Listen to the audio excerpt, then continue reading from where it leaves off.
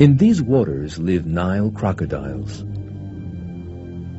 Crocodiles are some of the fiercest creatures in the world. Yet, they are also some of the most loving mothers on earth. The female crocodile buries her eggs in the sand along the river bank. When the time comes for them to hatch, she carefully begins to clear the sand away. She is very careful not to damage the eggs in any way. The eggs begin to hatch as soon as the sands on top of them have been cleared away. And the tiny crocodile babies emerge. At this point, a very surprising thing happens. The mother opens her huge jaw with its sharp teeth and takes the baby in her mouth. The first scientists who witnessed this believed that the crocodiles were eating their young, whereas the truth is very different. The safest place on the shore for the babies is in their mother's mouth.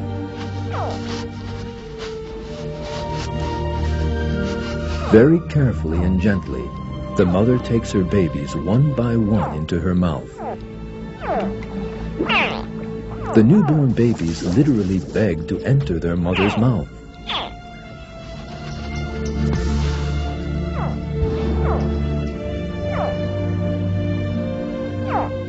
The female also takes the unhatched eggs in her mouth and squeezes them just hard enough to crack the shells.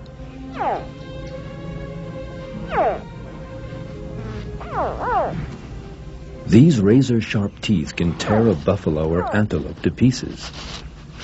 The pressure a crocodile's teeth can produce when biting its prey reaches spectacular dimensions. Yet she behaves so sensitively and carefully when taking its young into its jaws that those teeth never do them any harm.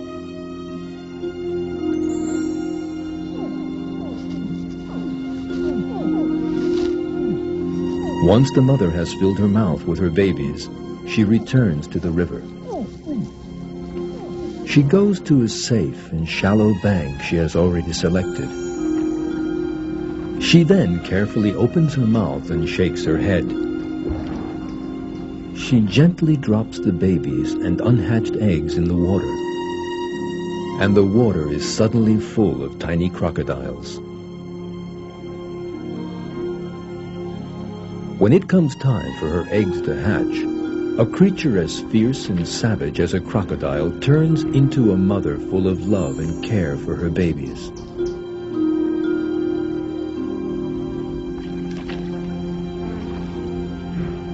The babies are now under their mother's protection at all times.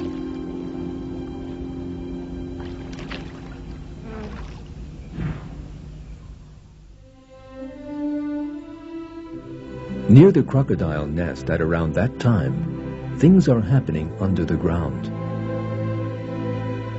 Turtle eggs under the sand crack open, and the tiny babies slowly come to the surface. These tiny creatures are totally defenseless. They need to enter the water at once if they are to survive. And they miraculously begin to rush towards the water as soon as they hatch.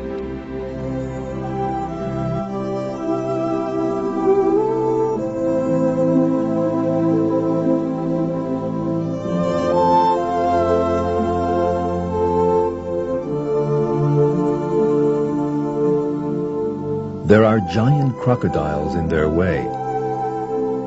Yet the crocodiles do the babies no harm. The baby turtle passes by this giant crocodile in complete confidence. This baby turtle has got lost. It suddenly finds itself face to face with a hungry crocodile thousands of times larger than itself lying in the sun. The crocodile sees the baby. At first sight, it would appear as if the baby is doomed.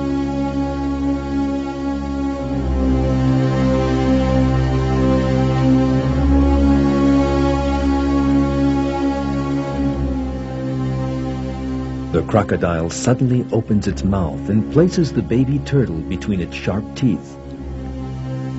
Yet it does not intend to eat it. The crocodile straightens the turtle, which has come the wrong way round.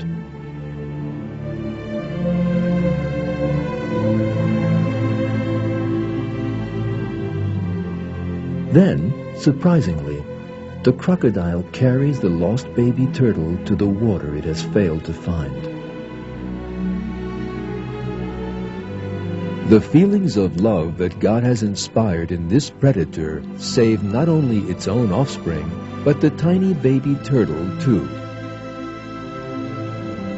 God created every living thing in the world, and every living thing behaves in the manner decreed by Him. In one verse, God reveals, "Everyone in the heavens and earth belongs to Him. All are submissive to Him."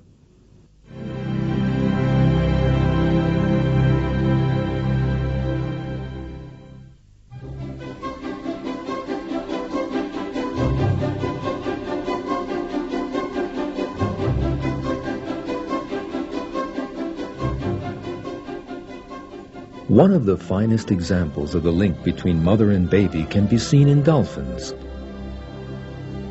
The mother prepares her baby for all kinds of danger, and she is obliged to be strict with it while doing so, albeit unwillingly. These young dolphins are racing a boat. One of the young dolphins unwittingly draws too close. The propeller or hull could do it serious damage. The mother spots the danger and immediately draws up alongside the youngster. It pushes it down to the bottom of the sea. The angry mother sends out high-frequency sound waves to the youngster's body with her nose. These waves both indicate the mother's anger and cause the youngster a measure of discomfort.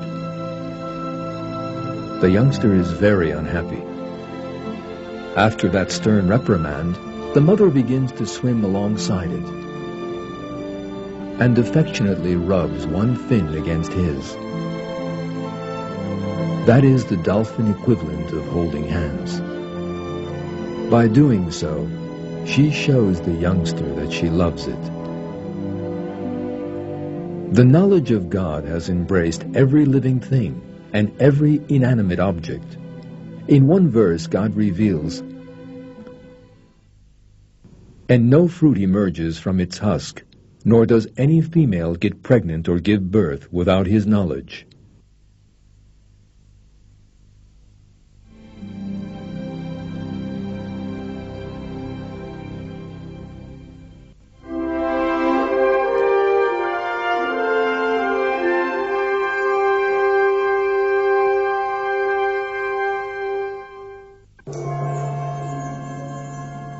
Darwin's theory of evolution suggests that life on Earth emerged by chance. The theory of evolution also maintains that there is a pitiless fight for survival among living things.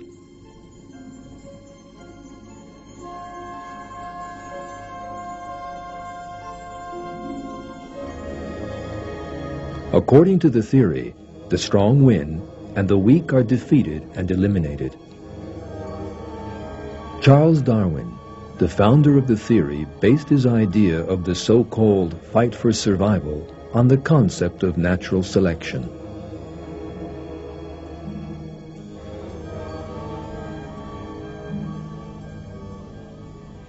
Yet Darwin, who lived in the 19th century and whose chances of making observations were extremely limited, was badly wrong.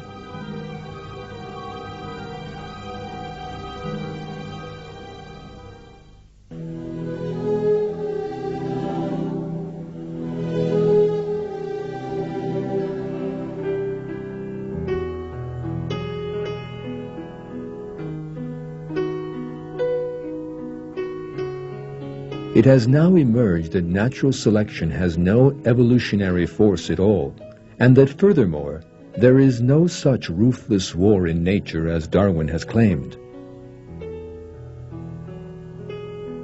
Most weak individuals are protected by stronger ones, and different species help one another. As you have seen in this film, parents protect their babies, the weakest and most defenseless things in the world, at the cost of their lives. The theory of evolution that has already collapsed in the face of modern science is even further demolished by these observations in nature.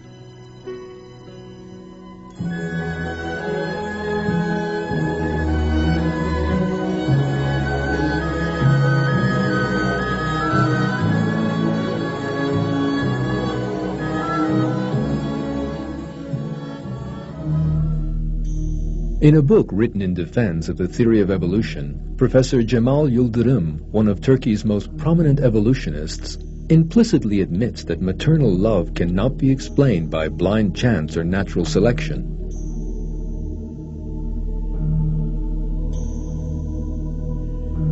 Is there any possibility of accounting for a mother's love for her young by a blind mechanism, that is, natural selection, with no psychological component? There is no doubt that Darwinists are hard put to provide a satisfactory answer to this question.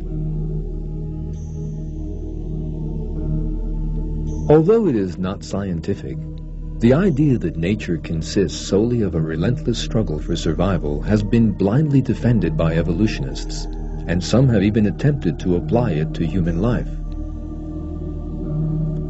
Such people, devoid of such concepts as love, affection, and compassion that religion brings with it, have maintained that weak, handicapped, and sick people are condemned to elimination by natural selection, and that they have no right to life.